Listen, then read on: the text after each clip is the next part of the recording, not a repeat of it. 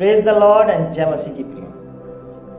कई बार हमारे जीवन में ऐसा होता है कि हम परमेश्वर को महिमा देना चाहते हैं, लेकिन हम अपने जीवन के द्वारा परमेश्वर को महिमा नहीं दे पाते हैं।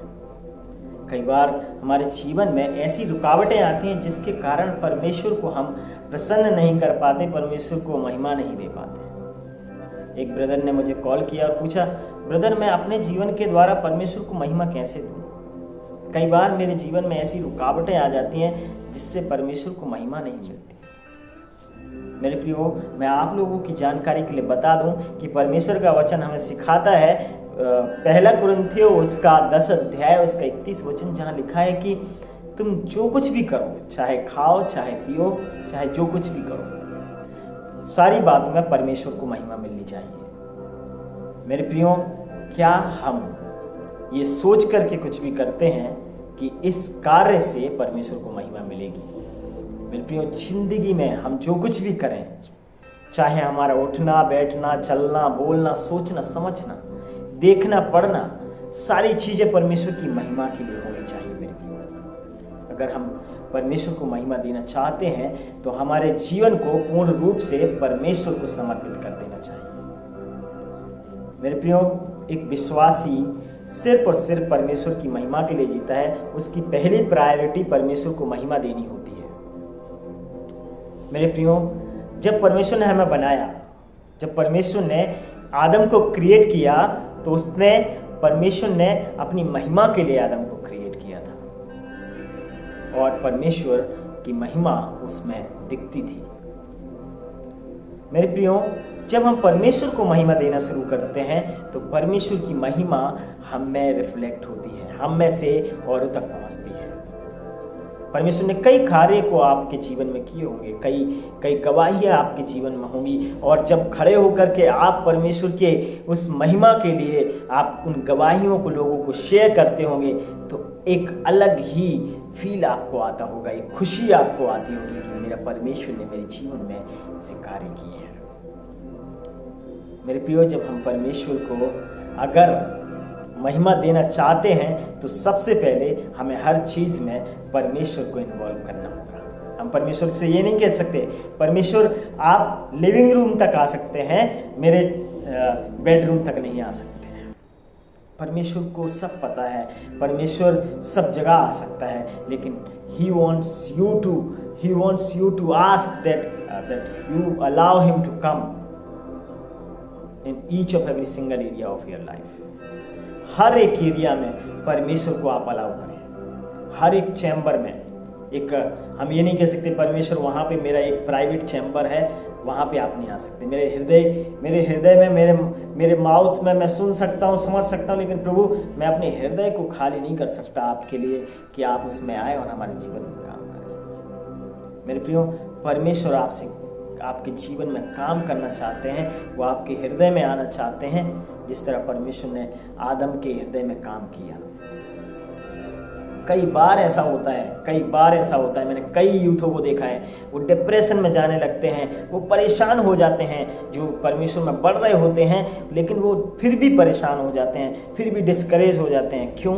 कारण ये है कि वो परमेश्वर को पूर्ण रूप से समर्पित नहीं है। अपने जीवन को समर्पित जीवन के तौर पर जीना चाहिए। मेरे प्रियो, हमारे जीवन में कई बार शैतान ऐसी रुकावटों को लाता है, लेकिन हमें शैतान की स्ट्रेटजी को अंडरस्टैंड करना बहुत ज़रूरी है, उसकी स्ट्रेटजी को समझना बहुत ज़रूरी है। जब तक हम उसकी स्ट्रेटजी को नहीं समझेंगे, उसकी योजनाओं को नहीं समझेंगे, जो परमेश्वर के करीबी में आने के लिए हमें रोकती है, उन योजनाओं को, उस दुष्ट आत्माओं की योजनाओं को हम नहीं समझेंगे, तब तक हम परमेश्वर को महिमा नहीं दे पाएंगे। मेरे प्रिय, सबसे पहले हम अपने जीवन को परमेश्वर को समर्पित करें, क्योंकि जो परमेश्वर को समर्पित कर देता है उसके जीवन में दुष्ट आत्माएं भी काम नहीं करती हैं। रुकावटें बहुत आती हैं मेरे प्रियो, रुकावटें बहुत आती हैं, ये लेवल रुकावटें आ सकती हैं, लेकिन परमेश्वर का वचन कहता है धर्मी जन पर विपत्ति पड़ती तो है, लेकिन यहोवा हर एक प्रॉब्लम से, हर एक परेशानी से निकालता है।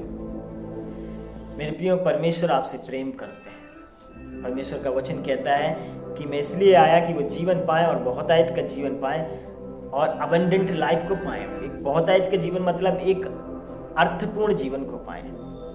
मेरे प्रियो, लेकिन शैतान हमें उस बहुतायत के जीवन का अनुभव नहीं करने देता है, हमें मुश्किल कराता है, हमें रुकावटें लाता है। लेकिन याद रखें मेरे प्रियो, जब हम परमेश्वर को अपने जीवन को समर्पित कर देते हैं तो हम उस बहुतायत के जीवन को पा सकते हैं। मेरे प्रियो, हमें से कई ऐसे भाई लोग होंगे जो डिप्रेशन में जी रहे होंगे, लेकिन आज हम प्रार्थना के द्वारा उन सब के लिए छुटकारे को मांगेंगे, उन सब के लिए परमेश्वर की आत्मा के द्वारा डिलीवरेंस को मांगेंगे, छुटकारे को मांगेंगे।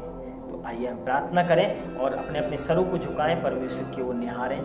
महान परमेश्वर, हम आपका धन्यवाद देते हैं आपके प्रेम, आपकी दया के लिए, आपकी करुणा के लिए खुदावन। भाइयों के जीवन में प्रभु आप कार्य कीजिए खुदावन परमेश्वर। जितने भी लोग इस प्रार्थना में जुड़े हैं पिता परमेश्वर, प्रभु हम सब आपके नाम की महिमा करना चाहते हैं हमारे जीवन के द्वारा, क्योंकि तेरा वचन कहता है कि जो कुछ भी करो सब बातों में परमेश्वर की महिमा होने पाए।